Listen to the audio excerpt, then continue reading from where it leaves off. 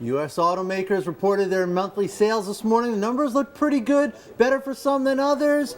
Automakers have had a good start to the year. How long will it continue? Spencer Jakab, head of the tape columnist, is here to tell us. Spencer, how you doing? I like your little play on words in the headline of your column today. Breaking up, breaking, B-R-A-K. I have to give the editors credit for that. Cars, they break that little pedal in the middle of the brake, All right, let's talk about auto sales. What did you make of this morning's auto sales? Let's start there, because Chrysler had a very strong number. That's right. They trickle in throughout the day, so we don't have the complete picture. And the number that everyone looks at, which is compiled towards the end of the day, is the SAAR, S-A-A-R, seasonally adjusted annualized rate. Now, March that's an industry rate. That's right. That's right. That's for cars and light trucks, and that's how people measure it, because they, some months are really good for car sales and some months are not so good. March happens to be the best of the entire year, so the adjustment factor is the highest. It's adjusted downward. So the SAAR that people were looking for. Why is March the best month? Yeah, I was going to say.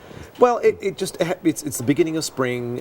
People come out. You've had several slow months in the winter, and it tends to be weather related. And some of it tends to, I think, to be financially related in terms of companies and their fiscal years and people buying for either for fleets or for their own businesses. But for whatever reason, March is a pretty good month, and then the summer months are also, late summer especially, are pretty good. So the absolute number of cars sold is likely to be close to 1.5 million, which is the highest number sold in any month since August 2007, which is way before the crisis, before the car companies started their death slide. Spencer Jakab?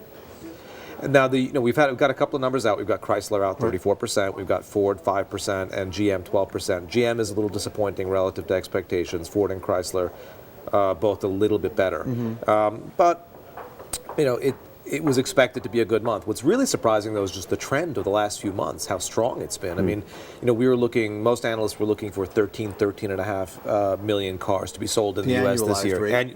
Well, for the whole year, right? Okay. And we're blowing that out of the water now. I mean, we're looking maybe 1 million more than that, based on the trend the last few months, which is surprising. How much of that is, on the one hand, weather? I mean, here on the East Coast, we had no winter. Right. I mean, really had no winter. And how much of that is this sort of this idea of the pent-up demand? People have been holding on to their cars for longer than they might normally in a better economy. Now the cars, like mine, are breaking down. You got to do the brakes. You got to do the muffler. You need a battery. My starter. You don't want to see my car. All right, it's not pretty. 13 years old. But I'll tell you what, the weather. You would think I think the weather caused a lot of economic distortions. It probably played a role in job gains and things like that. But you talk to GM, and they look at their dealerships across the country. So I mean, the Midwest and the Northeast were very nice compared to the usual winters, but they did not see a better pickup in sales than their dealerships in the Sun Belt. So weather maybe was a tiny factor, but not very much. The other thing is what we talked about, which is how long people are keeping cars. Now, Polk, the consulting firm, about 6 weeks ago released a study looking at just that question: how long people have been keeping new cars and used cars. They're both at a record. 71.4 months is the average amount of time that people who purchase a new car have been keeping it.